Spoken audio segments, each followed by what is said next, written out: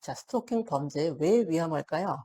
스토킹 사건은 판결까지 가기 전에 이미 제재가 들어간다는 거예요. 그 점이 특징입니다. 자, 많은 분들이 이렇게 생각하실 수가 있어요. 아니, 아직 송치도 안 됐는데 열심히 방어해서 스토킹 혐의 벗으면 괜찮지 않을까? 이렇게 생각하실 수 있는데요. 스토킹 사건은 송치되기도 전에, 유죄 판결 나기도 전에 미리 제재가 시작이 됩니다. 자, 일반 형사 사건은 이렇죠.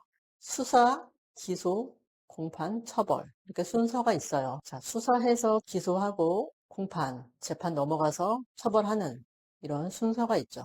근데 스토킹은 좀 다릅니다. 일단 신고하면 경찰이 개입해서 잠정 조치나 긴급 응급 조치가 먼저 나와서 법원의 최종 판단 전에 접근 금지가 먼저 들어오게 돼요. 그래서 요즘 스토킹 고소가 더 느는 것 같기도 합니다. 경찰 단계에서 바로 접근 금지를 받아낼 수가 있기 때문이에요. 보통 스토킹 신고하면서 잠정 조치도 같이 요청을 하기 때문에 수사 초기부터 낙인이 찍힐 수가 있죠. 물론 나중에 열심히 방어해서 혐의를 벗을 수도 있습니다.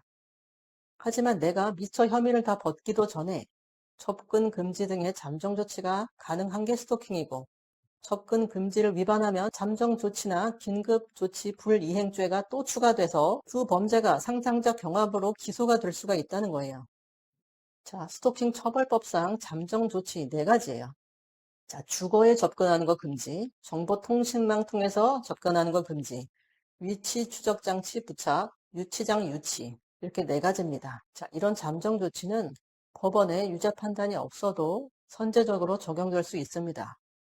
자, 실무에서 이런 경우가 흔하죠. 감정적으로 너무 격앙이 돼서 반복적으로 상대방한테 연락을 하는 거예요.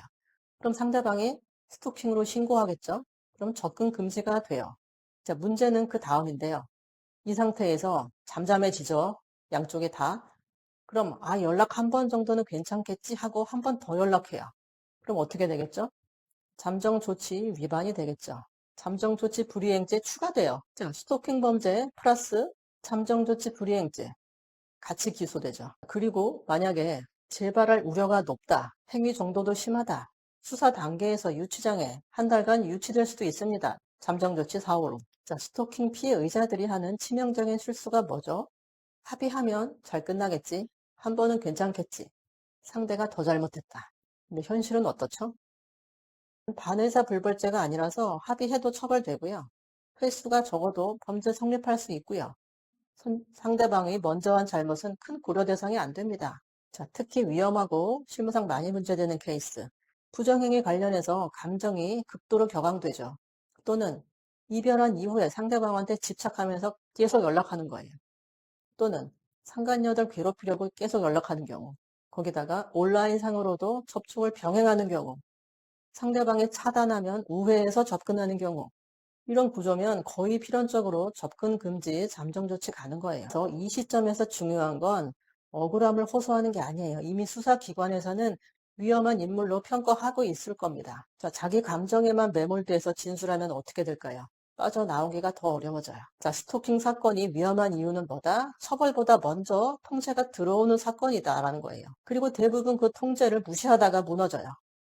간단하게 말씀을 드리면 연락할 대체 수단이 없었다는 거, 그리고 상대방도 연락을 해왔다면 그 점을 집중적으로 강조해서 위험성을 낮추는 구조로 재정리하셔야 돼요.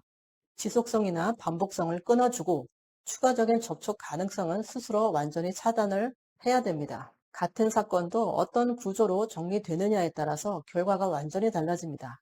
수사 전에 정리할 수 있는 기회는 딱 한 번입니다. 저는 되는 것과 안 되는 것을 구분해드리는 김민정 변호사였습니다.